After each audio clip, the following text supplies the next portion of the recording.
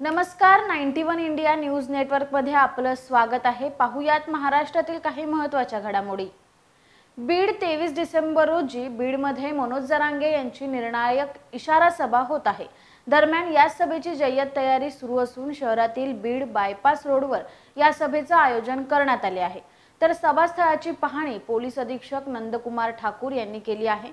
विशेष म्हणजे जरांगे यांच्या सभेच्या अनुषंगाने वरिष्ठ अधिकाऱ्यांची जिल्हाधिकारी कार्यालयात बैठक झाल्यानंतर सभेच्या दिवशी धुळे सोलापूर महामार्गावरील वाहतुकीमध्ये मोठे बदल करण्याचा निर्णय झाला आहे। मनोज जरांगे पाटील यांनी सरकारला 24 डिसेंबर पर्यंत मुदत दिली आहे, परंतु ही मुदत संपण्यापूर्वी 23 डिसेंबर रोजी बीडमध्ये मनोज जरांगे पाटील यांची निर्णायक इशारा सभा आयोजित करण्यात आली आहे।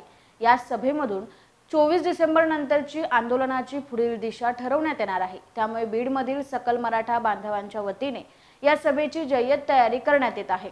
तब्बल 100 एकरावर ही सभा होणार असल्याचे आयोजकांकडून सांगण्यात आले आहे। मराठा कुणबी मराठा नोंदी शोधण्यासाठी सरकारने स्थापन केलेल्या शिंदे समितीने आपला दुसरा अहवाल देखील सरकारकडे सादर केला आहे। दरम्यान मराठवाड्यात आतापर्यंत सापडलेल्या कुणबी नोंदींची संख्या खूपच कमी असल्याचे समोर येत आहे। मराठवाड्यात आतापर्यंत 2 कोटी दस्तऐवज तपासण्यात आले असून ज्यातून आतापर्यंत 28,862 मराठा कुणबी नोंदी आढळून आल्या आहेत। विशेष म्हणजे मराठवाड्यात 3,462 कुणबी जात प्रमाणपत्र 1 नोव्हेंबर पासून आजवर देण्यात आली आहेत। मराठवाड्यातील 8 जिल्ह्यांच्या महसूल यंत्रणेने आजवर 2 कोटी पुरावे शोधून सुमारे 28,862 मराठा कुणबी मराठा नोंदी शोधल्या आहेत। या पुराव्यांच्या आधारे विभागातील सुमारे 5.5 लाख जणांना कुणबी जातीचे प्रमाणपत्र मिळू शकेल असा दावा विभागीय प्रशासन करीत आहे। तसेच सध्या समितीला नोंदी पाठवण्याचे काम संपले आहे। कोरोना विषाणूच्या नव्या JN.1 या उपप्रकाराचा प्रादुर्भाव सध्या देशभरात पसरताना दिसत आहे। या पार्श्वभूमीवर केरळ आणि कर्नाटक सरकारने खबरदारीचे उपाय योजले आहेत। त्याशिवाय महाराष्ट्राची आरोग्य व्यवस्था ही अलर्ट मोडवर असल्याचे राज्याचे सार्वजनिक आरोग्य मंत्री तानाजी सावंत यांनी सांगितले। नव्या विषाणूचा संसर्ग झालेला एक रुग्ण महाराष्ट्रात आढळला असला तरी घाबरण्याचे कोणतेही कारण नाही, असेही आरोग्य मंत्री तानाजी सावंत म्हणाले आहेत। गडचिरोली जिल्ह्याच्या धानोरा तालुक्यातील सोडे येथील शासकीय मुलींच्या आश्रमशाळेतील 105 विद्यार्थिनींना जेवणातून विषबाधा झाली आहे। या विद्यार्थिनींना धानोरा उपजिल्हा रुग्णालयात उपचारासाठी दाखल करण्यात आले आहे। यातील 15 ते 20 मुलींना प्राथमिक उपचारानंतर सुट्टी दिली, तर 73 विद्यार्थिनींची प्रकृती गंभीर असल्यामुळे गडचिरोली जिल्हा रुग्णालयात पुढील उपचारासाठी पाठवण्यात आले आहेत। उर्वरित विद्यार्थिनींवर उपचार सुरू आहेत। या घटनेनंतर मोठी खळबळ उडाली असून आदिवासी विकास प्रकल्पांमधील आश्रमशाळेतील व्यवस्थापनाचा मुद्दा ऐरणीवर आला आहे। इंदापूरमध्ये शालेय विद्यार्थ्यांच्या सहलीच्या बसचा अपघात होऊन मोठी दुर्घटना घडली आहे। बसची टेम्पोला धडक बसून हा भीषण अपघात झाल्याची माहिती आहे।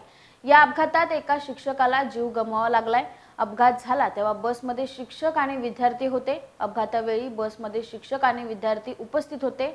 अवघड वळणावर टेम्पोला बसची धडक बसून ही दुर्घटना घडली आहे। सर्व जखमींवर अकलूज येथील खाजगी रुग्णालयात उपचार सुरू आहे।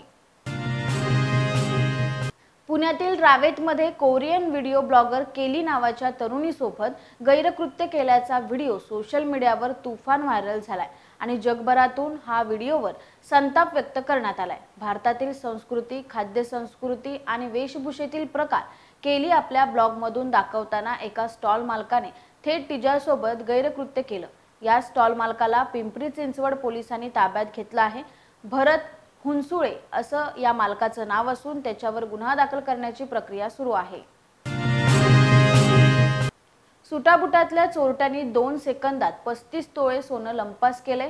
शिरोली नाक्याजवळ असलेल्या मंगल कार्यालयात मावस भावाच्या स्वागत समारंभासाठी केतन नंदेश्वन, आई मीना व अन्य कुटुंबीय आले होते। रात्री 10 वाजण्याच्या सुमारास या कुटुंबाला फोटो काढण्यासाठी बोलवल्यानंतर केतन यांच्या आई मीना यांनी त्यांच्या पायाजवळ पर्स ठेवली आणि फोटो क्लिक व्हायच्या आतच अवघ्या 2 सेकंदात ही पर्स अज्ञात चोरट्याने लांबवली। दरम्यान पोलिसांनी आणि नातेवाईकांनी कार्यालयातील सीसीटीव्ही कॅमेऱ्यांमधून संशयिताचा शोध घेण्याचा प्रयत्न केला असता सीसीटीव्हीमध्ये सदर चोरटा हा सुटाबुटामध्ये येऊन चोरी करून गेल्याचं दिसतंय। पुणे शहरातील वाढती गुन्हेगारी दिवसेंदिवस चिंतेचा विषय ठरत आहे। शहरात कोयता गँगचा धुडगूस सुरू आहे। कोयते हातात घेऊन गाड्यांची तोडफोड केल्याचे, दहशत माजवल्याचा प्रकार वारंवार घडत आहे। पुणे पोलिसांनी या कोयता गँग विरोधात कडक कारवाई सुरुवात केली आहे। शहरातील हडपसर येथील गाड्यांची तोडफोड करणाऱ्या टोळक्यांच्या वर पोलिसांनी मुसक्या आवळत धिंड काढली। पुण्यातील हडपसर भागात काही दिवसापूर्वी कोयता गँगने धुडगूस घातल्याचे समोर आले होते।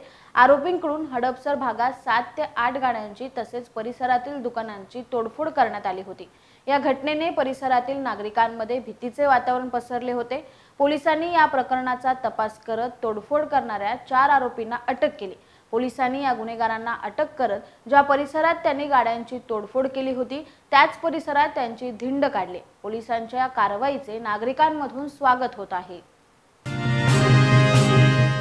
भारतीय जनता पार्टी छत्रपती संभाजीनगरच्या वतीने लोकशाहीचे मंदिर संसद भवनात तृणमूल काँग्रेसचे खासदार कल्याण बॅनर्जी हे भारताचे उपराष्ट्रपती व राज्यसभा सभापती जगदीप धनखड यांच्या अवमान करणारे असभ्य व अशोभनीय वर्तन करत होते आणि राहुल गांधी हे त्यांचे चित्रण करत होते। त्याचा निषेध करण्यासाठी भारतीय जनता पार्टीच्या वतीने क्रांती चौक येथे जोडे मारो आंदोलन करत निषेध व्यक्त करण्यात आला आहे।